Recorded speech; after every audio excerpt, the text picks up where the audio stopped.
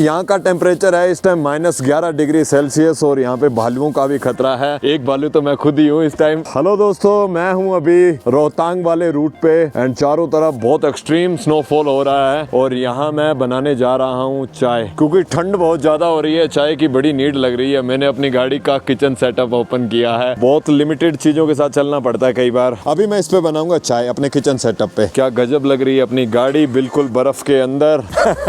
And मुझे लगता है आज हम बहुत शानदार तरीके से एंजॉय करेंगे। अगर कैंपिंग लोकेशन ऐसी जगह पे ही मिल जाती है तो मैं रह लूंगा। क्या गजब लग रहा है यार। अपनी कैरावेन जिसको मैंने तैयार कराया इसी वजह से था कि हमें बर्फ में आना है और हमें कुकिंग करनी है। कुकिंग भी दिखाएंगे आपको, तो उसके लिए मेरे साथ जुड़े रहें। अगले वीडियो में आपको कुकिंग दिखाऊंगा।